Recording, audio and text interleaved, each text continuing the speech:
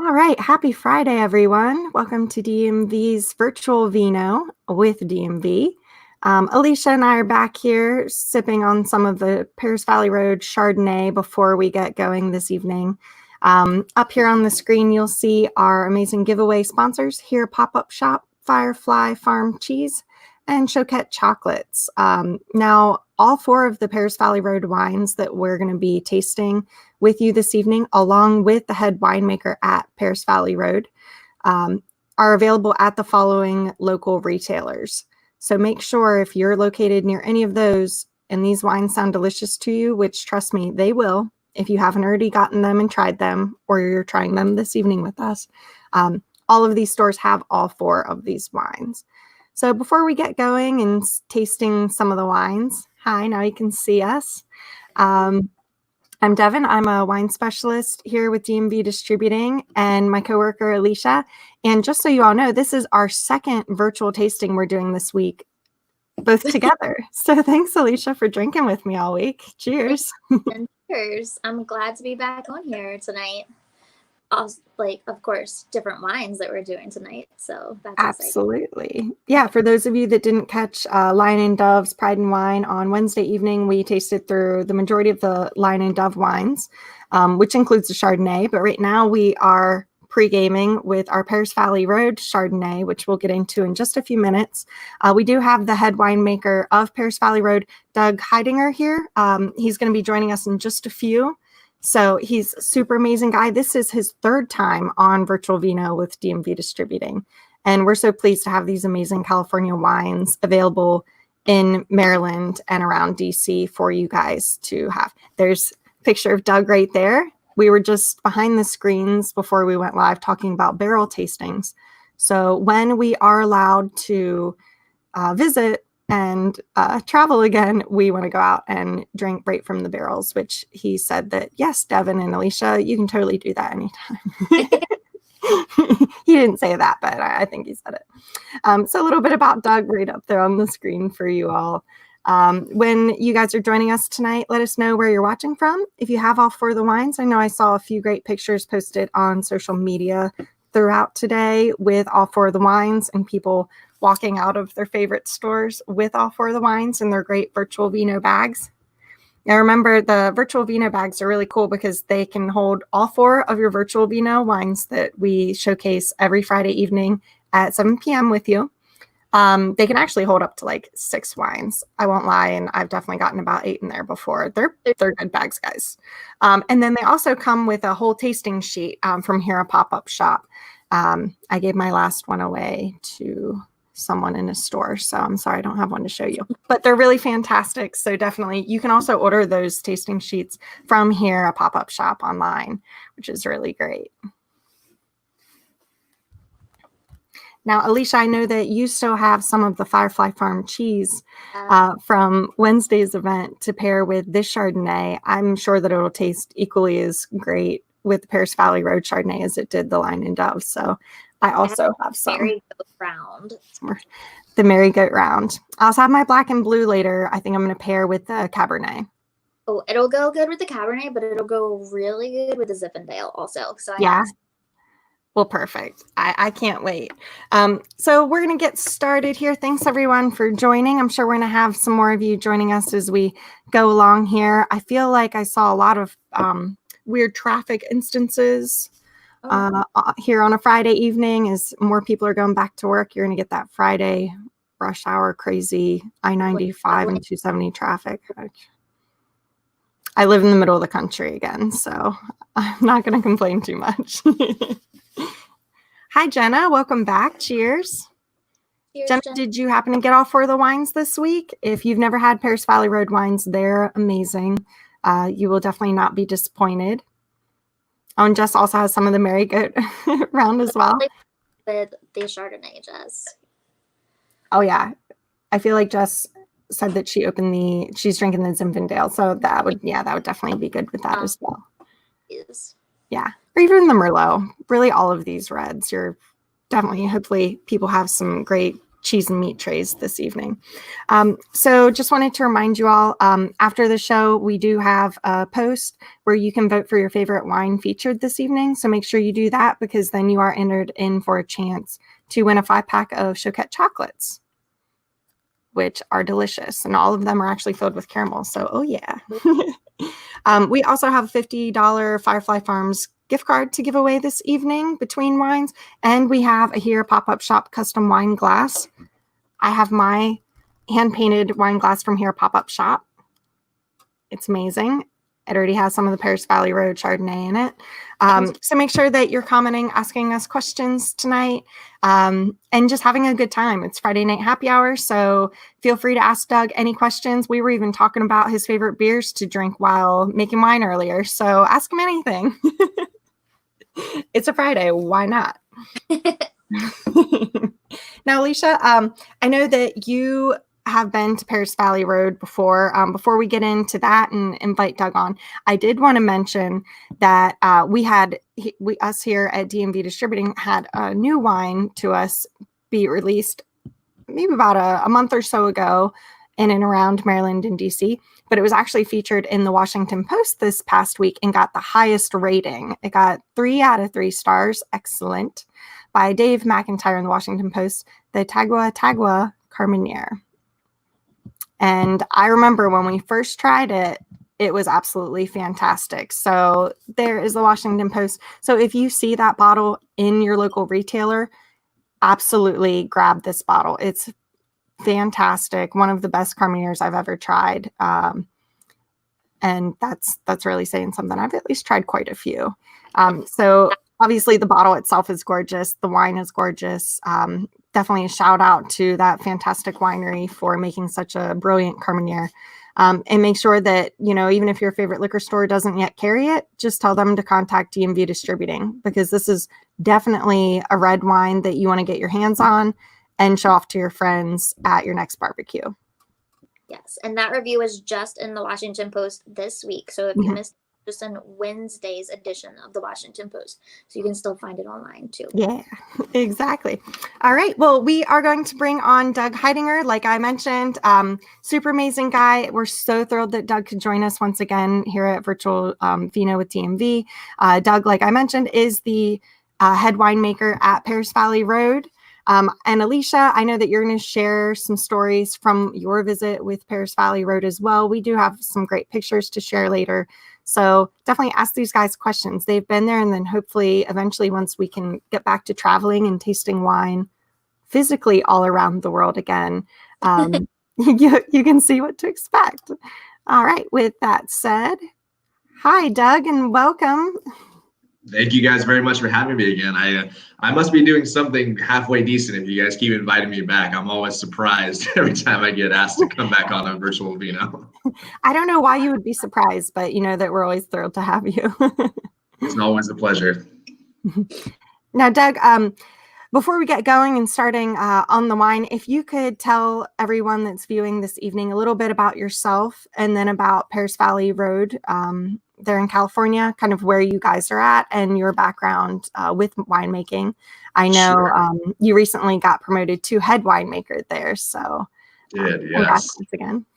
No, thank you very much. It's been a long and arduous journey to become to being a head winemaker. It's not always a very glamorous job, but it's something that I really love and enjoy doing. My background, originally I come from San Diego, down in Southern California, and I moved up to the San Luis Obispo, Paso, Robles, Central Coast area of California to originally go to school to be an engineer. I thought that's what I wanted to do until I realized that it just wasn't quite as much fun as I wanted it to be. And that's when I was fortunate enough to meet a very influential professor of mine that I valued very much, Dr. Keith Patterson. And he persuaded me to give winemaking a shot. Cal was just kind of in the infancy of its program for developing a wine and vit core program there. So I was part of the first kind of group that got to pick it up as a minor. And from there, I stuck around the area, worked at a winery in the Edna Valley that's right down the way from San Luis Obispo called Chamisol. Great place, still so many fond memories of working there, and really kind of where I just started, learning to get my feet underneath me in the wine business. From there, went to do a harvest abroad in New Zealand. Worked for a large company called Oyster Bay. Worked for another winery here in Paso Robles. It's kind of just been a leapfrogging place to place, and then finally arriving here at Paris Valley Road. Very fortunate to be here working for Craig and Nancy Stoller, the owners and proprietors for Paris Valley Road. I'm very happy to be a part of the brand that is kind of the original namesake for their company. Being a part of owners for Sunridge Nurseries, which is a major provider of grapevines in the area.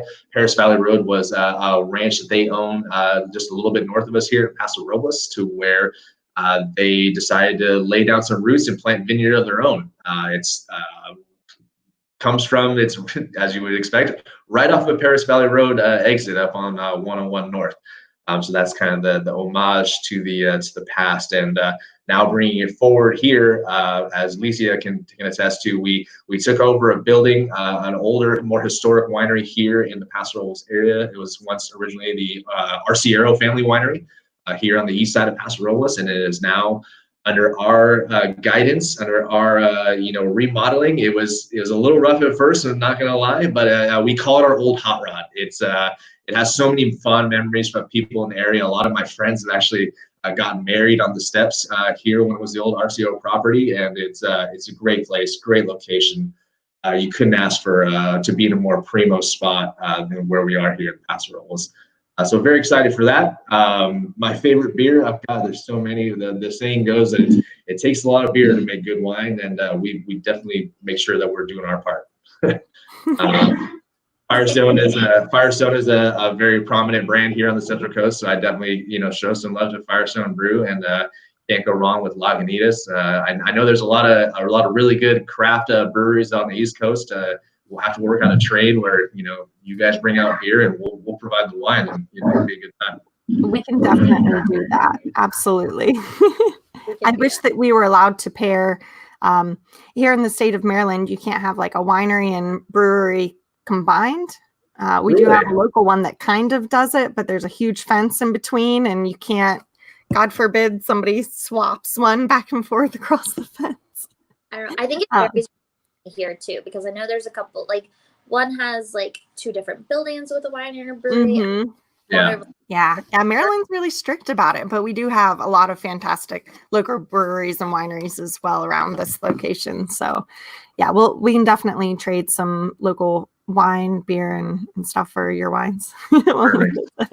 We'll do it on site, so there won't be nobody to complain about it. Absolutely. Now I know we were asking earlier about your tasting room coming up. We'll get into a little bit more of that later, and I know we have some pictures, then even some pictures of Alicia when she went for a visit. Was it last year, Alicia? Yes, it was last year. That's right. Yeah, so we'll share that with you all later.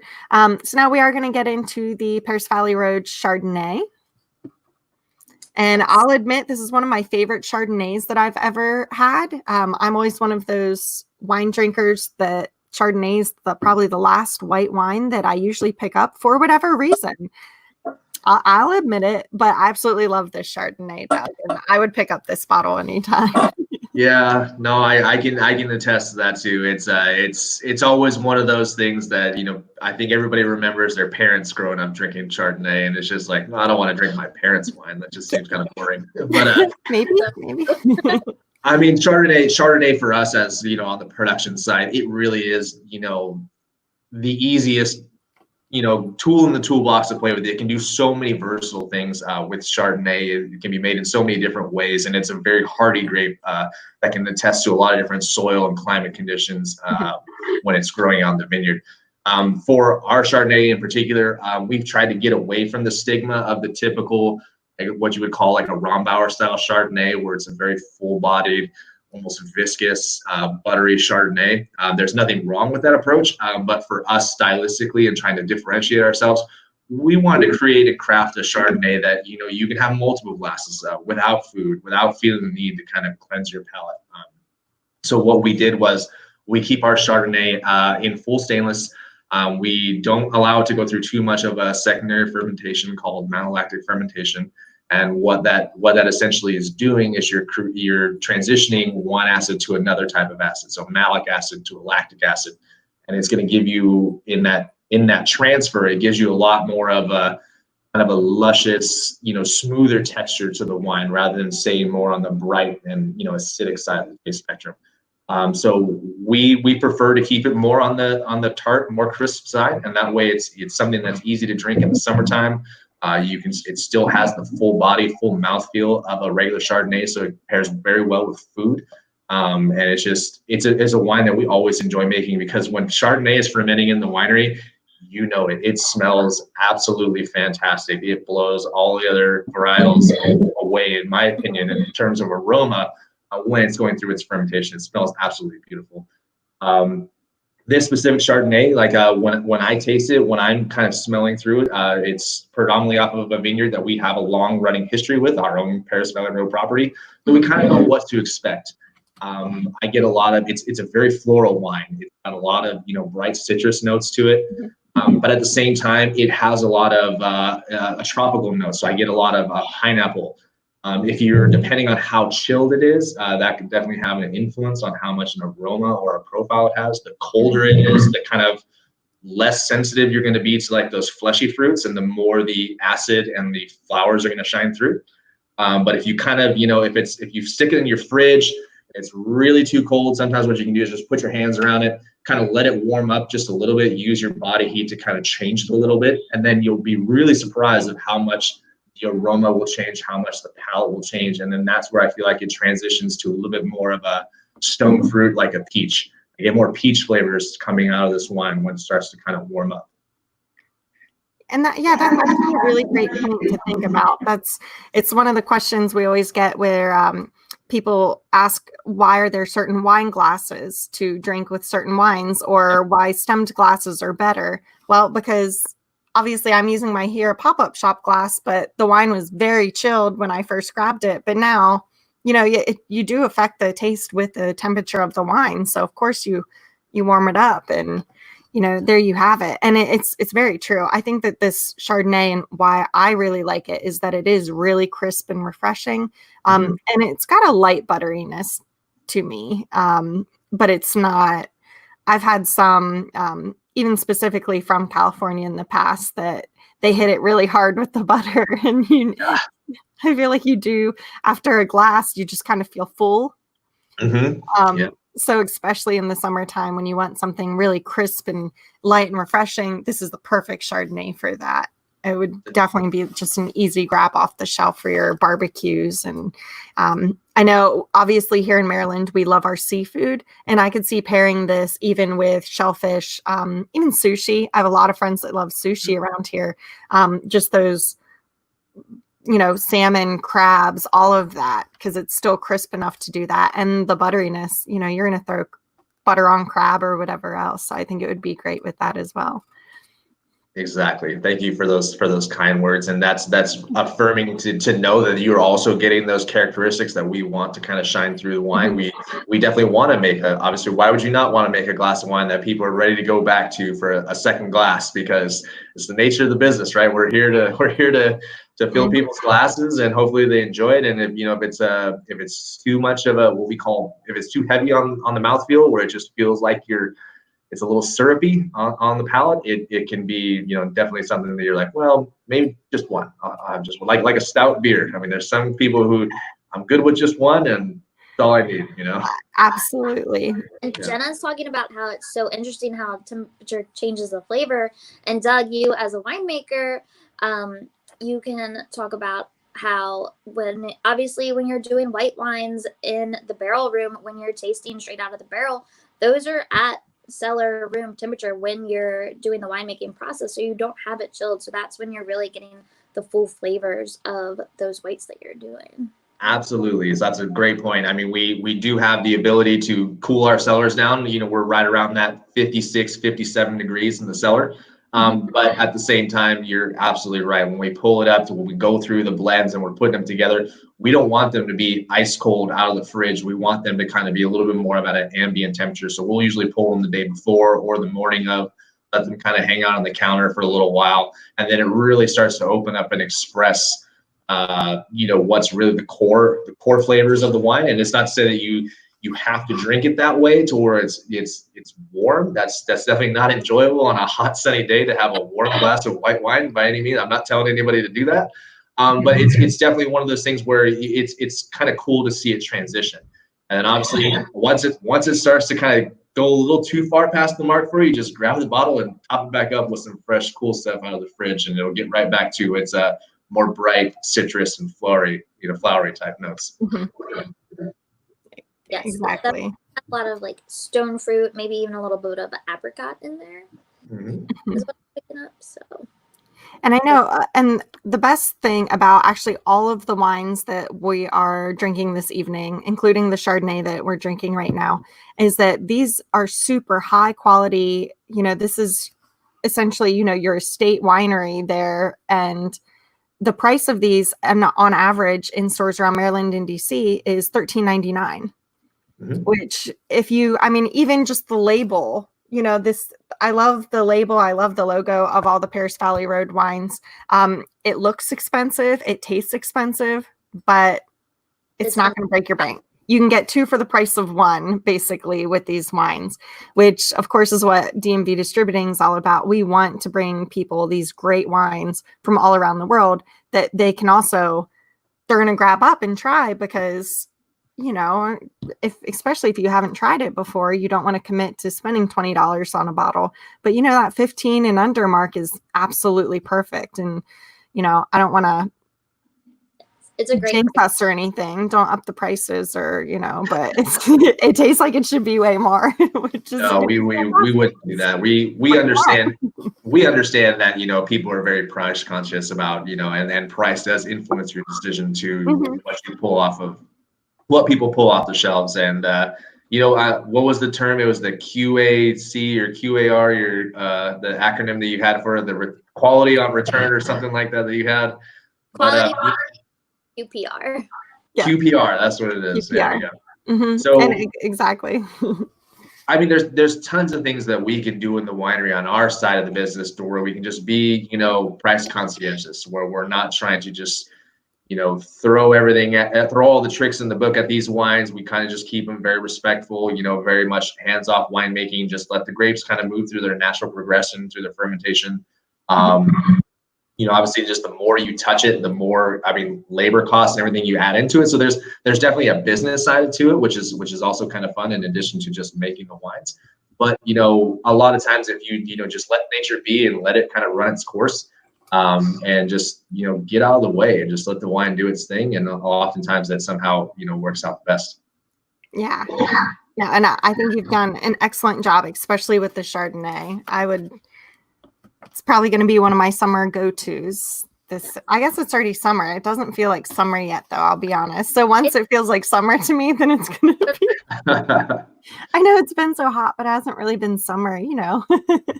Our weather here is different than out there where you are, Doug, too. I mean, you guys have really hot days during the summertime and pretty cool. So yeah, that's true.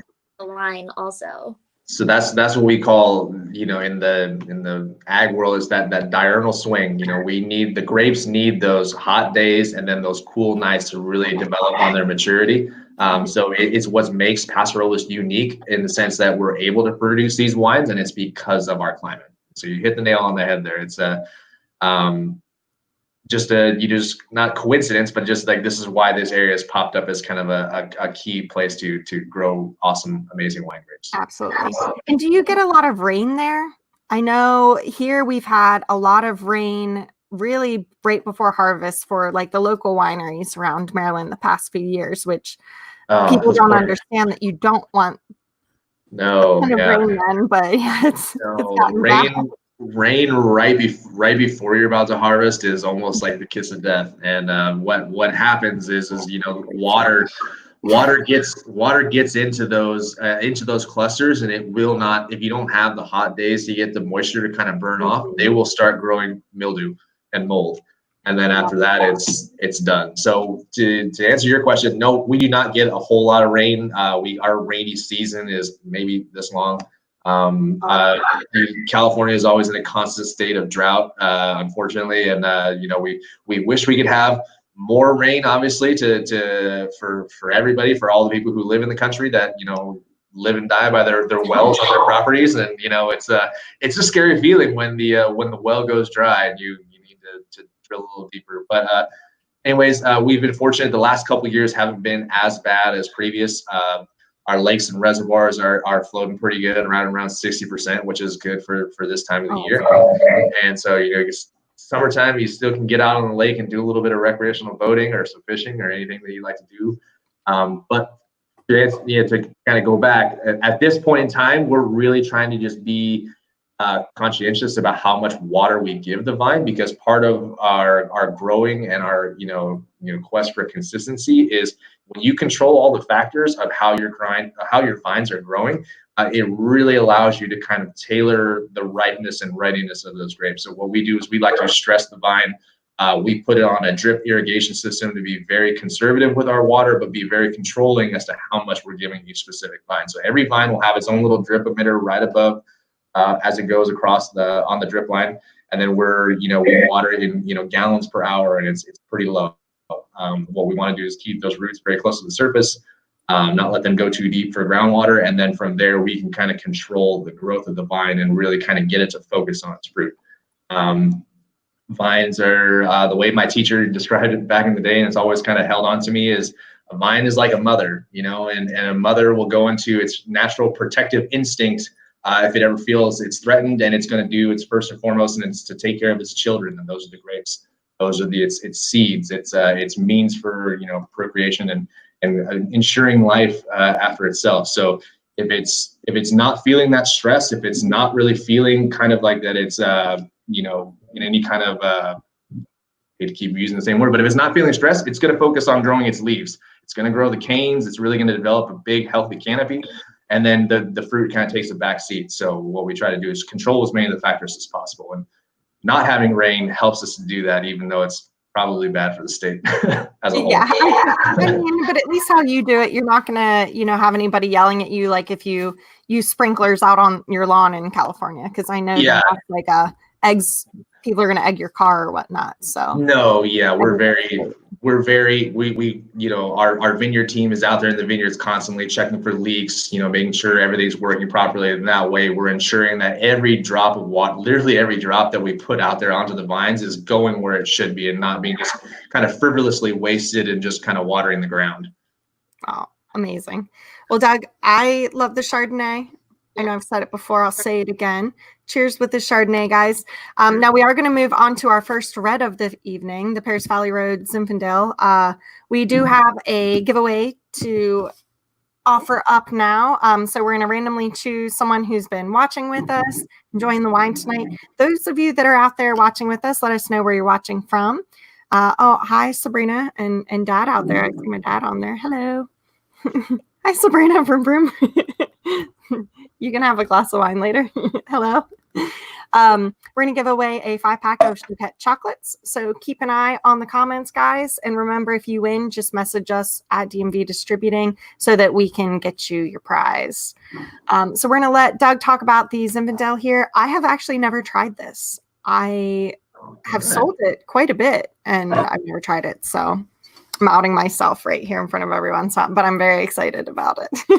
No problem. Well, Zinfandel is definitely one of the varietals that the Stolers are very passionate about. Zinfandel was a very prominent grape grown here originally when farmers first started planting grapevines in the Paso Robles area. Zinfandel was really kind of carrying the torch. Craig was definitely kind of in that forefront in that zone, so he is very passionate about his Zins. He takes his Zin very seriously, and it's one of those varietals that, it goes so well with so many different things. It's a very fruit forward, open bouquet wine. It's not going to be too heavy. It's not going to be, it's a crowd pleaser for sure. What I get on this Zinfandel, pulling it up to smell it, I think the overused term for everybody, what everybody kind of describes as jammy. It just smells like, fig jam or grape jam or any kind of like preserve, which is not wrong. It's just, it's kind of just the natural, aroma and flavor that Zinfandel carries. But looking past that, for me, it carries a lot of spice notes as well. So when I smell this, I think to myself, like a rhubarb pie, or like the filling that's in a nice pecan pie. So you're getting the sweetness, but you're also getting a little bit of spice as well. Apricots are also another common descriptor for Zinfandel, and I think this has some apricot to it, but more of a fresh apricot, not like a spread that you'd put on toast. And then obviously, bright red cherries is something that also I get out of this wine. It's a really, fruit dominant wine that's not overly tannic. It's not going to be too spicy for you. It goes, really well with any kind of red sauce, pasta, bolognese, anything along those lines. It's going to be fantastic to pair with this wine.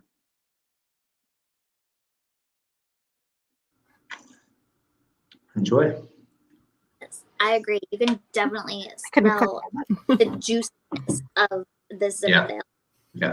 Absolutely. Now, I know this has also been rated as a best value wine by Wine Enthusiast also. I mean, and hands down, it definitely is. Like I mentioned earlier, this wine also averages in store around Maryland and DC for $13.99. But, and I'll say it again, it tastes so much more expensive. It's absolutely fantastic. And I know I have, we do other tastings with, different sorts of guests that, aren't winemakers, that are just like wine and, for fundraisers and stuff we've been doing. And one of the main things is the word jammy that I've heard a lot, which I feel like I've heard it more, I don't know, within the past 2 weeks than I ever have. But it is a good descriptor, especially, for, especially as in like this, it definitely kind of has those notes, but also it's just a little bit spicy as well. And I feel like most Zinfandels are, if I'm not mistaken, the Zinfandel, it's also a very dark, like black grape itself, which is always fun to see in the vineyards. It's just kind of a very, I don't know, just it's a dark, unique looking grape to me. You also just want to grab a cluster of Zinfandel and just go bite it. I mean, the clusters are so, I wouldn't say that they're Grenache big, but, they just look like if you were to draw a grape cluster on a doodle of grape cluster on your paper, that's kind of what a Zinfandel cluster is going to look like. And what's so great about Zinfandel is it has all those dark, fleshy tones, but at the same time, what has a big influence on how dark or how tannic or how flavor impacted the wines is the juice to skin ratio. So very much the QPR for the winemaking terms is more that juice to skin ratio. If you have, since the Zinfandel is a bigger berry, I wouldn't call it the biggest berry, but it is a big berry, it's going to have a pretty even juice to skin ratio. So it's going to be a little bit lighter in color when you put it in the glass, but even though the grape itself is darker, and it's not going to be, and that's what helps lend it to be more of a fruit forward wine, is it's not putting in a large amount of skin volume to a lesser quantity of liquid volume, like say a Petit Syrah, or anything that has petit in front of it is going to be a much bigger, bolder wine. It's just because the berries are so much smaller and tighter, and there's more skin as compared to liquid. Now, is this oaked at all? I'm just getting a little bit of oak, but barely. It's very refreshing and very flush, and I feel like you could just a tiny bit of oak for summertime too. Yeah, no, absolutely. It's I classify myself as a red wine drinker, and it's not to say that I don't enjoy whites. I love making them, I love drinking them, but for me, as similar to Devin, to you and Chardonnay, it's got to be time and place correct. But a good red wine is something that you can taste, or for me, you can drink year round. And this one is kind of no exception, to where it's not so heavy on the palate that you feel like it's got to be cold out, or you got to have a jacket on. It's something that you can enjoy even when it's hot. Absolutely. Now, if you ever get a weekend off and you have barbecues, would you ever, and do you chill your red wines? Obviously, we drink them a lot warmer than we should necessarily, via cellar temperature or something like that. But during our event Wednesday, Alicia and I were talking about the fact that people necessarily, and correct us if we're wrong, as a winemaker, they shouldn't be afraid to chill their wines a bit to drink during the summer, like their red wines. Not at all. I definitely, because, being in the business and, being a self-proclaimed wine nerd, I was, went to Costco and got myself my wine fridge a long, long time ago. And, it has the two settings for reds and whites. And people are surprised that sometimes when you put your red wines in that fridge and you put it on the red setting, it's still going to come out cold. And that's because it's trying to target like a cellar temperature. And, that's going to be right around that 60 degrees Fahrenheit, 58, somewhere right around in that neighborhood is kind of the proper storage temperature for wine. And then, but when you pull it out on a hot day, it's going to feel very cold, and it's totally fine for you to open it and drink it as it is, and kind of be a little bit more refreshing. Some of your nicer wines, you probably want to decant and let them kind of warm up. Just exactly the same principles when it comes to drinking those white wines. The aroma and all the flavors are going to open up as the wine kind of airs and warms up. So, having your wines chilled down and cold, it's going to be very, you're going to like it just because it's refreshing on your mouth, but at the same time, know that it's also kind of narrowing that flavor profile. And then that's not necessarily a bad thing, but it's just one of those for your nicer wines. I would definitely recommend letting them open up. You're talking, your $50 and over bottles of wine that you're pulling out of the fridge. Let them breathe, let them kind of come up to room temperature naturally, and then enjoy. Absolutely. I remember pouring for years at wine festivals. And Alicia, did you pour? I know we have a Deep Creek Wine Festival here in Western Maryland, and I know DMV has gone a few times, but by the end of the day, the wines are so cold, and usually you'll let the reds out, of course, before you pour it for someone. But also, usually the wine festivals are in summer here, so it's so hot. So then you end up sticking those in this ice cold water. You do your best, it's what you got. But let's be honest, it's just like a huge tub with ice inside. But half of the time, and really people don't care by the, midway through the day because they've drank already, 500 plus wines, or it seems like that. But the fact is that your wines can get too cold, and then you can't taste the flavors of them. They're just, it's kind of like a watered down version just because they're so extremely cold. And then same with the reds. Like, I'm sure I'm guilty of that. I don't know how many times, just letting them even get too warm and you can barely taste them because it's like, Yep. There's definitely that sweet spot kind of right in the middle there. Mm-hmm. But I think one thing to say, I'm sorry, Alicia, I keep cutting you off. One thing to say is that people at least shouldn't be worried about, and especially with these wines and the fact that, they are $13.99 on average in your stores. They're fantastic. Don't be afraid to try them at different temperatures, because absolutely you might not really like dry red wines, but even at a cooler temperature, you might absolutely love them. So I think it's something not to be afraid of. With this Zinfandel being like a little bit on the fruity side, but still also with that little bit of spiciness and all, on a really hot day, if you just like throw some frozen berries from the freezer in there at the end of the day, it would be refreshing. Absolutely. Are you one of those people, Alicia? Oh, some berries in your freezer all the time? Yes. Hey, there's nothing wrong with a wine cocktail. Not at all.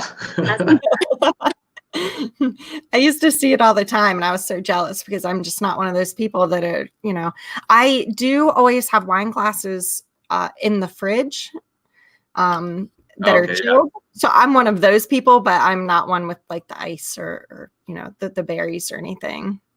The ice cube, I will admit that dropping an ice cube in it, that's pushing the envelope a little far for me. That's a no-go.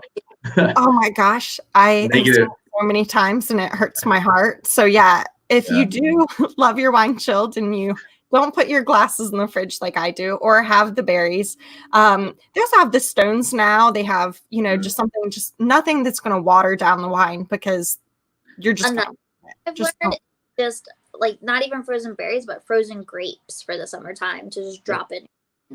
Yeah, a little bit.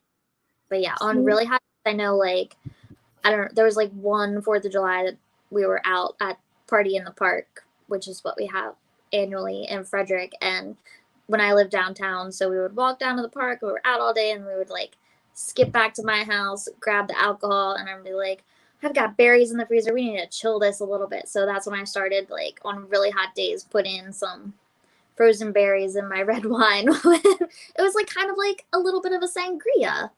It's summer when it's summertime. Jessica, don't fault your stepmother-in-law too much. It happens all the time. Right. But I do cry a little bit inside too every time. It's like, Yeah. Yeah, especially as a winemaker, if they're, we used to go out to wine festivals all the time, and the winemaker would randomly come along with us at a winery I worked at. And I know multiple times she saw people do similar things to that. Or even if they said, oh, I don't like this, but you tell it was because they drank way too much wine beforehand, or they weren't even paying attention. And just it's like every other profession, and you put your heart and soul into it, and somebody's like, nah. It's okay. You try not to take it personally. If even when somebody says like, "Ooh, I just don't like this wine," I'm like, that's okay. It's you can't. That's why we make more than just one. We try to find the one that pairs right with each person. Mm-hmm.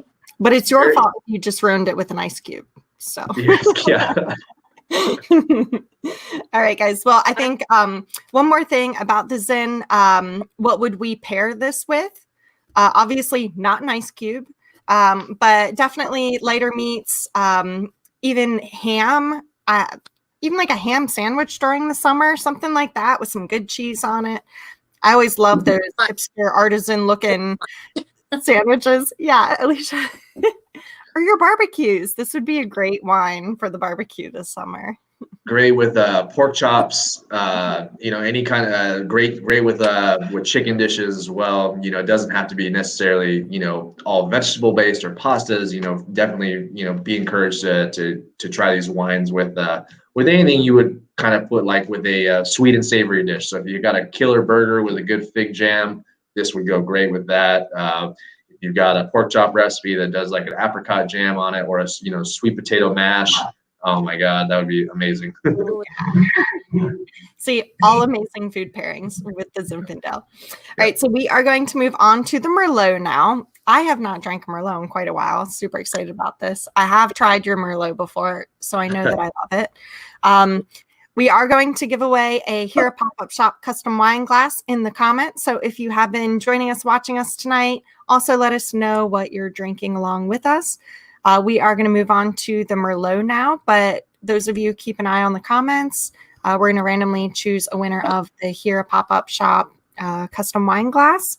Thanks once again, Here a Pop-Up Shop, for being a giveaway sponsor. Alicia's showing off the label there.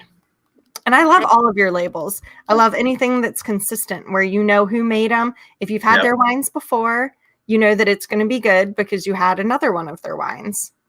Yeah. Did you you've seen the rosé label too, right? The pink one? Yes. Oh, I absolutely love it. Yeah, you can't let me near rosés. We had that the last time that you were with us. That's right. Yeah. My bottle was in trouble. Yeah. But yeah, and it's the same exact label, but it looks so fresh and fun because just that little tint of pink to go with the wine is fantastic. So bravo, whoever made that call. That would be Craig Stoller for sure. He wanted to. He always challenged us. It's like, I need you to make the wine match the label, and you have no idea how difficult that is because the label's not changing. It's going to try to stay the same color, but there always is going to be some variation from vintage to vintage as far as like it's just a matter of how long we let the wine sit on the skins before we press it off, and once you go too far, you can't really come back. So it's always a challenge every year. Now, the thing is with that, you have to change the vintage on the labels. So could he change the color that's on the label? He could, but labels. He could, but there's definitely something to be said about, trying to be consistent. You don't want to be tagged as a recipe winemaker or winery where we're just using the same products and the same techniques over and over again. We're always trying to push the envelope, but I mean, it's the idea is somebody might have more than one vintage on their shelf, and it just might look kind of funky if it's like the pink trying to transition from year to year. So we do our best. Is it a spot on match? Like, no, but it's close enough. We'll chalk that one up as a win. But we're going on to enough about rosé because we're not trying it right now. I don't want to. We'll move on to Merlot. This is always a fun one to make because I feel the history that I have with the vineyard is it doesn't make like a traditional Merlot. I mean, I know Merlot took a bad rap when Sideways came out and nobody was drinking Merlot anymore. And I get it. I understand. Is Merlot the wine that everybody gets super excited about? Like, no, not really. But we're here at First Valley Road. We're trying to get it to have a comeback. We tag the name of it every year on the tank as it comes in through fermentation. We always say this is not your mom's Merlot. This is something new. This is something fresh. We try to make it as big and as bold as we possibly can, but still have some finesse to it. Merlot is kind of a naturally more of an easier drinking red. It's going to be more of a red fruit base, so bright cherries, a little bit more on that raspberry cranberry.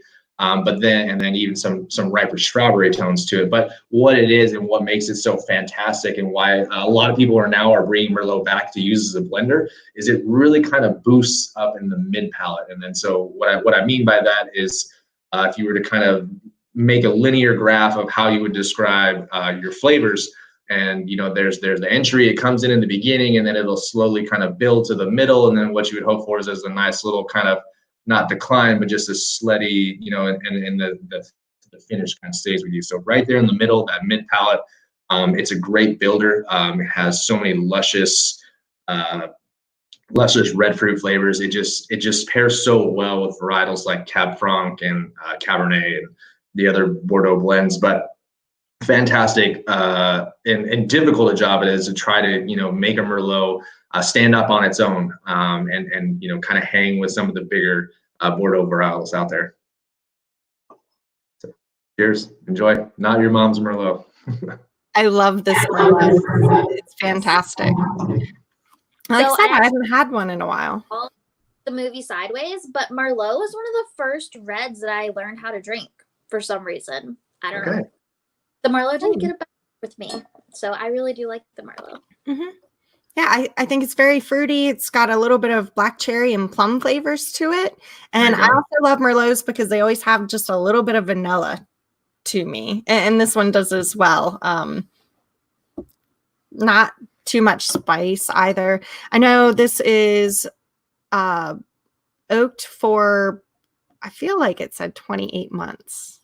It's not 28. It's 18 months. 18. Okay. Yeah. You had the 8 right. Yeah, the 8 right. It said 28 online. I do my research, I promise. No worries. But I know you use New French and then American oak. We do use a mixture. Where you're kind of maybe getting some of those vanillas profile it could come from the oak, but we try to be very respectful about how much new oak we put on the blend. A majority of the blend for this is going to be on neutral oak. So barrels kind of have like a life expectancy to them. Right when they're brand new, fresh, right off the truck. We clean them up, put them in. Those are going to be your most impactful barrels. And then what we try to do is use those as kind of just controlled doses of oak into the final blend. So the rest of the blend is then going to go down to neutral, which is most commonly considered as the third year and older are considered neutral, to where they're kind of done giving up some of all those imparting tannins. Smoky vanillas and all the other kind of toasty aromas that you get from wines that are more heavily oaked. So we try to keep this right around that 20 to 25% range of new oak, so that it's not overpowering, because Merlot as that kind of medium-bodied wine, it just can't stand up to the amount of tannin that would impart if we were to say do 100%. It would just get absolutely steamrolled and smell like a cigar box, and nobody wants that in their glass. But Austin Kiefer asked, where did Merlot originate from? And it came from the Bordeaux region of France. So it's one of the noble, I guess you call it the noble 5, the 5 primary varietals that come out of Bordeaux, along with Cabernet Sauvignon, Cabernet Franc, Merlot, Malbec, and Petit Verdot. Carmenere gets kind of the tag as like the 6th. Yeah, like the six that then disappeared for quite a bit. Resurrected in Chile, brought back Yeah. to life. It's such a Yeah. fun story. Yeah. We were talking about that the other night on our other tasting on Wednesday night when we had a Carmen year on. But this Merlot I do love because it's definitely that medium bodied. It's so like if you went from the Zen with us over to this Merlot, then you definitely can taste the differences here. The Zen had more of the spicy fruitiness, and this is just like the medium bodied, still the fruitiness, but like a little bit lighter style and just really smooth and easy drinking as well. Now, I know, Alicia, like I mentioned earlier, you went to visit Paris Valley Road last year. I know we wanted to share a few pictures of your visit there. I don't think that you had a chance to meet Doug while you were there, but even more of a reason for us to visit in the future. But if you can tell everyone about your time there, I know we were also talking to Doug earlier about their upcoming tasting room, and you kind of got to see a little bit of what was going on there. So we got to stay and so you guys have some like Airbnb style houses out there as part of your wine group, and so we stayed in one of those houses. This picture up right now is actually at the Paris Valley Road Vineyard. We drove out there. Well, this picture here is at the house we stayed at. So that's the view. If you go, Doug, do you know if it's I couldn't remember if I saw it on the website today, if the houses are listed on the website too to rent. They are. They should be on the VRBO listing website. It is called the Almond House because it's on our estate property. One of our estate properties is off of Almond Drive. So if you Google search VRBOs in Paso Robles and you come across the Almond House, that is the one that you're talking about. Yes, and you want to see it because it's absolutely beautiful, and it's a humongous house. Absolutely gorgeous kitchen and bedrooms, and the front porch just overlooks all of these vineyards. You're just surrounded by vineyards on all sides of the Almond House, and it's a great place to stay. I definitely 100% recommend it. That's Erica and I on the front porch just enjoying some wine. And so we stayed there for the long weekend that we were out there, and then we got to visit the Paris Valley Road Vineyard. And if you guys see in the background, I know we were talking about like the rain and the droughts in California earlier before, but if you can see like the background, it's pretty brown there, not like on the East Coast where we have like lush green spaces. So this is in May, and it's pretty brown in the background. You see like further out, there's like, and it's pretty like not flat like it is here in Maryland either. So and it's brown because you guys are actually like right next to the desert almost. Like it's right there. Yeah, so right on the other, that's I believe is looking east, and that's like if you were to head from where we are, kind of like hugging the coast. That's the mountain range that separates us from the valley. From say, if you're probably shoot directly east, there's a couple highways that take you out through Fresno, and then you're kind of on your way out towards that like central Nevada area where it definitely does get really dry. But those hillsides right in front of or in the background of the picture, those are still pretty far away. I'd say those are like 40 or 50 miles out there in the distance. But still, you are correct. It is drier. The plants that thrive there are very drought tolerant. Existing oak trees that have been in the ground for years and years and years they're able to just kind of tap into that low groundwater. Yes, I know. Doug and I were talking before we came on live tonight, and I had been out to that area before. Quite a few years ago, I worked on some solar ranches out there in the actual desert. So I know the desert isn't too far away. No. And it's definitely a lot of dry heat out there. But you guys are so lucky to be in Paso Robles, where you're sandwiched between like the desert and the coastal area, so you get that coastal cool climate coming in overnight and everything, and it just makes some delicious wine, obviously. Correct. Yeah, correct. Oh, and I think we did put a picture up with Erica and Scotty and I with the owners, Craig and his wife Nancy, and correct. then Chris Blake the director of sales is in there too. Yep, that's the one. So that was at the Sextant release party over at the Sextant Winery. Yeah, that's a great picture. That was a fun. We'll have more pictures of those to share in the future for sure when we come bombard the new tasting room in September. Pictures where everybody's teeth are red are always a good time, right? Yes. Yes, that was definitely towards the end of the party. I hope you guys plan on doing the release parties out at Paris Valley Road Winery too, because that was we're definitely looking forward to it. Obviously, all of the COVID restrictions are gonna, hopefully impede that just a little bit. Obviously, we want everybody to be safe. What we are thankful that we had already kind of put into the plans even before all this hit was we have a very large, kind of extensive outdoor patio seating area. So complete with misters and everything else to keep everybody nice and cool. Definitely looking to even possibly carrying some sorbet lines in the tasting room to keep everybody kind of just comfortable, feeling good, drinking some wine, because unfortunately we will have to have some people sit outside. Okay. Keep the spacing alive, Alicia's going to be ready with her ice grapes. Yeah, well, right. You mentioned the sorbet lines because I have actually made the Cabernet that we're tasting next. We can actually go ahead and switch over to the Cabernet because I have made a mixed berry sorbet with the Cabernet. Right. So I had my samples out one week and I was like, oh, it's hot outside and we have an office meeting tomorrow. I'm just going to whip up some sorbet with this Cabernet. So I think it was 2 cups frozen berries to 1 cup Cabernet, I want to say. And I just blended it all up, popped it in the freezer overnight, and I took it into our office meeting the next day because, what do you do when you're a wine distributor but eat wine, you drink wine at your office meetings? Nice. You do. Doug is nice, his job isn't to drink wine. Small part of it. Small part, I know. All right, so it was excellent to make a Cabernet sorbet, and I can put the recipe in the comments later after this if anybody wants it. Jess, be right back. Head into the freezer. Yeah, get your ice grapes. Who has those on call there in the freezers? All right, so we are moving on then to the Cabernet Sauvignon. Absolutely fantastic.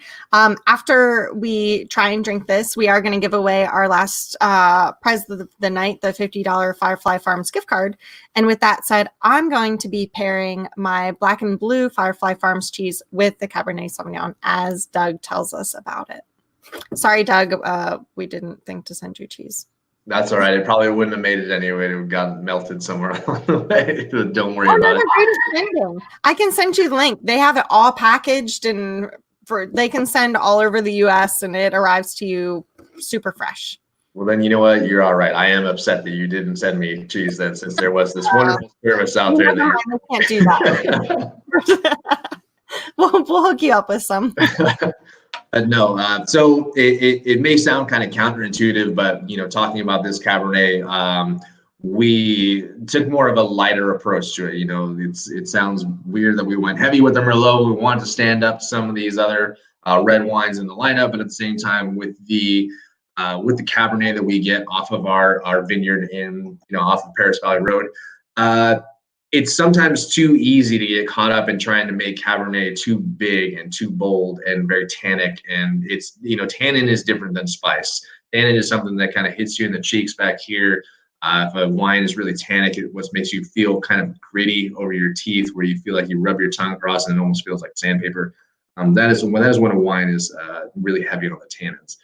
And Cabernet can go that direction. And just kind of what we found working with the vineyard over the years is just that this wine doesn't want to be that way. It wants to be a little bit more of a kind of well-rounded crowd pleaser. It's not going to be over the top spicy or anything like that. It's going to have, very nice, light, beautiful strawberries, raspberries, and even some little bit of blackberries to it.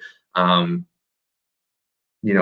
do get a little bit of plum there as well. There's 2 different routes I think that, Cabernet can go, and that's to stay more on the red fruit side and then more to go on the darker fruit side. So it kind of meets somewhere halfway in the middle. Again, we wanted to make a crowd pleaser, something that, a wide range of people could drink and enjoy. Like you said, we're trying to be very price conscientious for our customers and our clients, and just, make something that, is going to be enjoyed by a wide range of people, because like we said before, not all wines are going to be everybody's cup of tea, but we can definitely do our best to try to make it very approachable to, most everybody.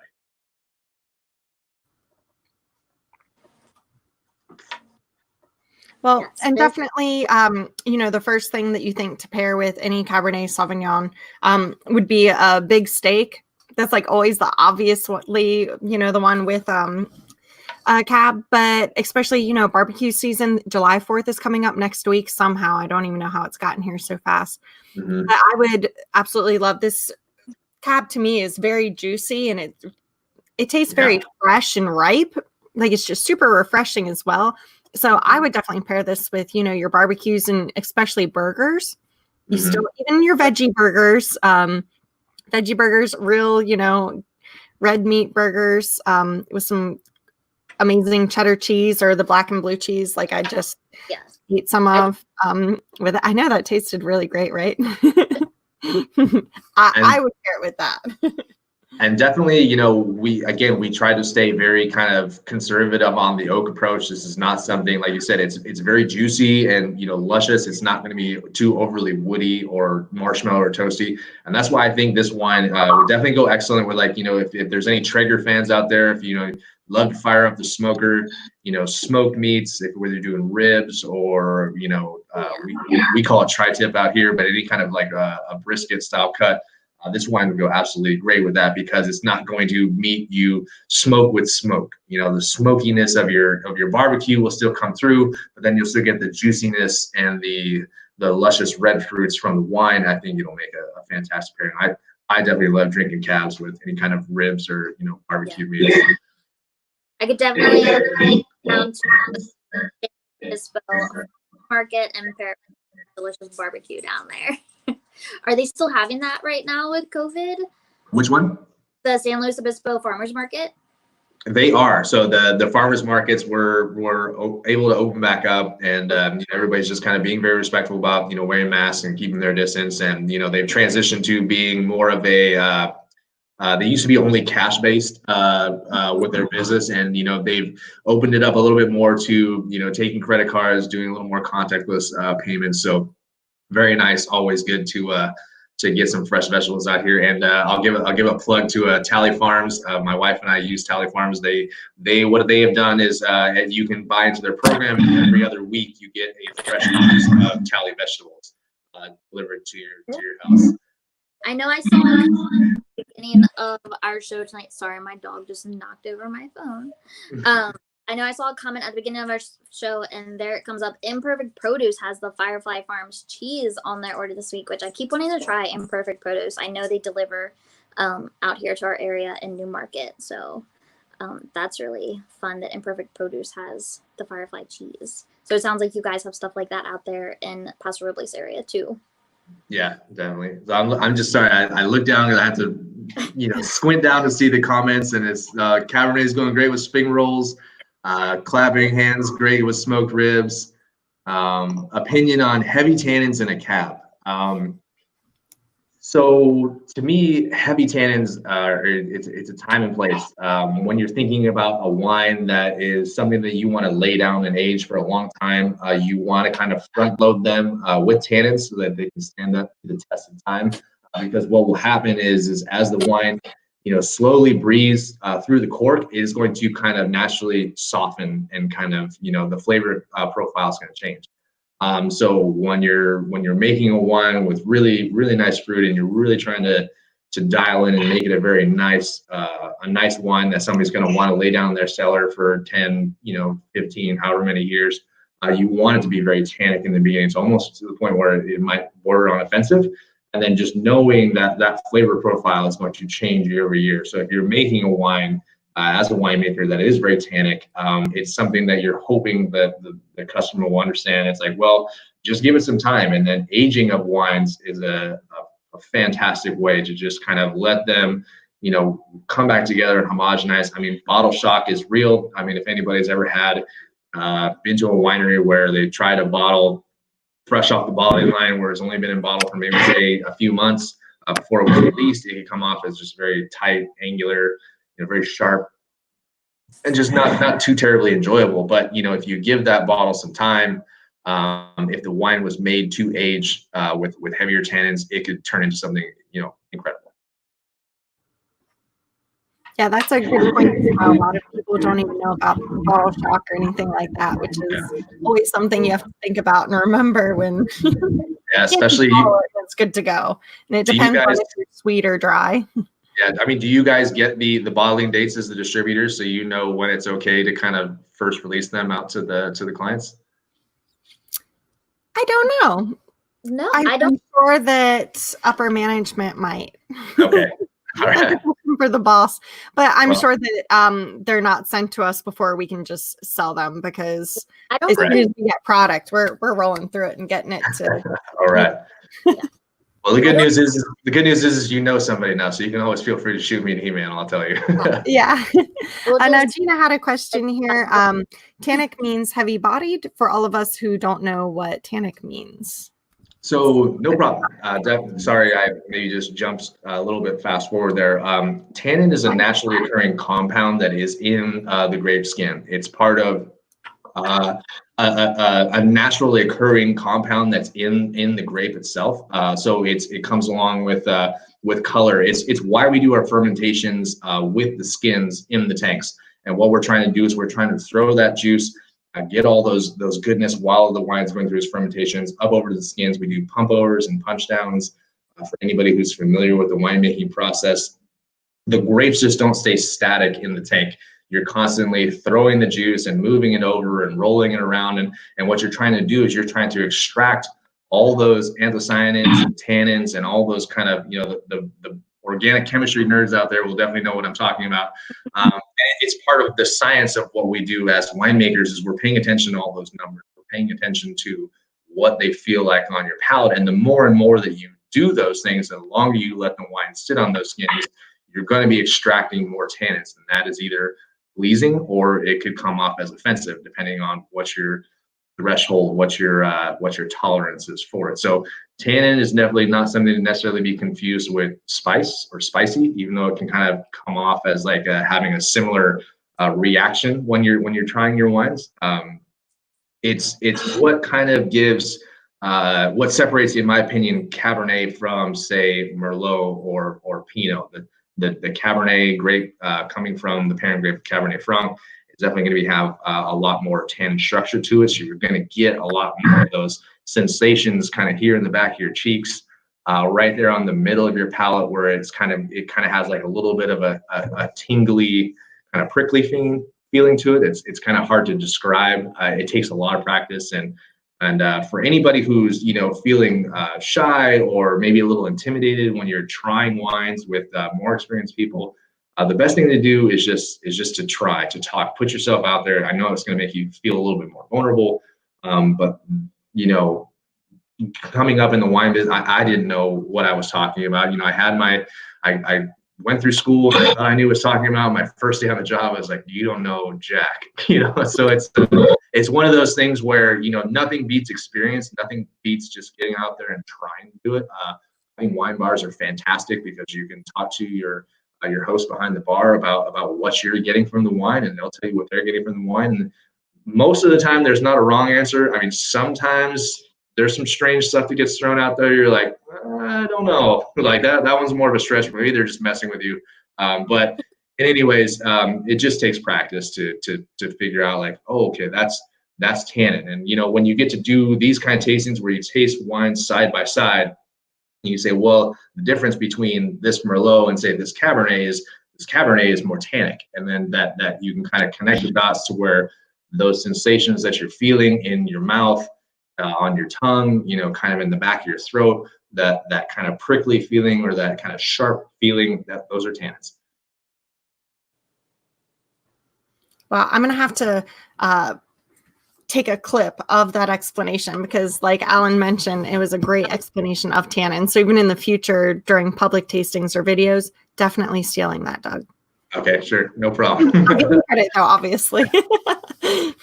But it definitely was a fantastic explanation, especially with a lineup of even 3 reds this evening. It really delves into, really what tannins are. And a lot of people aren't familiar, don't understand that, which they're a big part of your dry reds.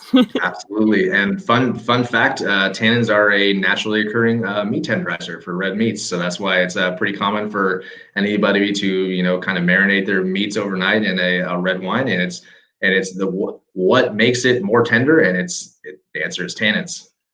Yes. Uh-huh. So everyone, the more you know. Well, Doug, I cannot thank you enough for joining us this evening. I know Alicia's over there just like itching to come back any moment from even looking at all your photos from your trip last year. I will come back and visit anytime. You guys are always welcome. Absolutely. Even if I'm not invited, I'm going to hide myself in someone's suitcase. I'll be there. You'll find me in the barrel room. Get a big group and rent the almond house because it'll fit. There you go. Yep. You'll fit for sure. Absolutely. Well, Doug, thank you so much. Everyone that was here and asked questions for Doug all night. Doug Heidinger, the head winemaker at Paris Valley Road. Thank you so much. Obviously, we're going to be in touch, and we would love you to join us once again in the future here on Virtual Vino DMV. And then we'll also reach out to you because, we're going to come visit and send us pictures. Make sure that Paris Valley posts all of your updates of your amazing tasting room. I love to watch the Paris Valley social media. Y'all can find that at Paris Valley Road. They post a lot of great behind the scenes photos and of course of your upcoming tasting room that's going to be open in September there in California, which we're going to come out gorgeous already. A tasting room. I feel I've gotten the behind the scenes tour a bunch of times and it's an amazing tasting room. I can't wait. Definitely, like Devin said, the easiest way is just to follow on social media. Our marketing director, Carly, she's amazing at making sure that the world is up to date on everything that's happening here at Paris Valley Road. She is constantly asking me for pictures of what's going on behind the scenes, and I'll be self-admitted that I'm horrible at doing that for her, but she still finds a way to get them out of me and to get the right stuff up on the website and on Instagram. So if you've got the space, give Paris Valley Road a follow and you'll be able to keep track of everything that's happening out here. Yeah, and we'll put the link for Paris Valley Road as well, and we'll put it in the comments, everyone. And Doug, there it is up on screen. Make sure you send her behind the scenes photos. Get on it. I try. I mean, it's just I get so tunnel vision, like focused on what I'm doing, that it's kind of harder. Just tell myself stop and take a picture. Like somebody who's not in the wine business would want to see this. And for us, it's kind of just day-to-day normal stuff. But we're in a more virtual world now. Of course, with all these virtual tastings, which I love. I'm definitely a big supporter of, and I think they'll continue even after everything's lifted with COVID. But it's a great opportunity for us as the winemakers and the behind the scenes people to reach out and answer any questions that you guys have, and hopefully just generate some more buzz for Paris Valley Road wine. Absolutely. Now, I'll admit, we would much rather you make delicious wine than take photos, but definitely just like a click a week or something behind the scenes. What's going on? Yeah. If Chris Blake is watching, I'll kind of throw him under the bus a little bit. We always tease him that he's the guy who's taking picture of work instead of working. He's just always. Yeah. See, watching. That could also be said of me. Yeah. He's the guy working and taking pictures of guys who are working. Yeah, and we had Chris on, I think, one of our very first virtual vinos with DMV, and super great guy. We did. Tell him, take more pictures, send them to us. We would love to share them as well at on all of DMV distributing social media. But Doug, I think I can say it for both Alicia and I, and obviously she's going to say it as well. But thank you so much for joining us this evening. I know it's a little bit early still there, so at least now you're hitting your happy hour time in California. Hopefully you enjoy the weekend. It's time for a beer. Yeah, it's time for the beer that we were talking about earlier. Yeah. All right. Thank you guys very much. Appreciate it. Take care, Doug. Until next time. Yes. Cheers. Cheers. Cheers. Wow, Alicia, that was fantastic. I learn something new every virtual Vino, and I feel like this is our 13th or 14th virtual Vino. Sorry, guys, I lost track. pandemic world. I know, right? Now, remember, everyone, thanks so much for everyone that didn't join us this evening. Remember that we are posting a poll. It's already been posted, so it's within our event, and we'll share it on our page as well. But vote for your favorite wine of tonight's tasting for a chance to win a 5-pack of Chouquette Chocolates. And they are delicious. Now, next week, we do have a summer wine lineup. We have 2 slightly bubbly lab wines, the Vino Verde and the Vino Verde Rosé. They are a little bit bubbly, amazing, and perfect for the summertime. We have a new Il Costado. It's a 96-point Pinot Grigio. So for those of you that are Pinot Grigio fans, I feel like this is probably only our second Pinot Grigio that we have had on Virtual Vino, and it is amazing. Like I mentioned, 96 points. You rarely see that on a white wine. Yeah, and Alicia, you got to try it this week finally, right?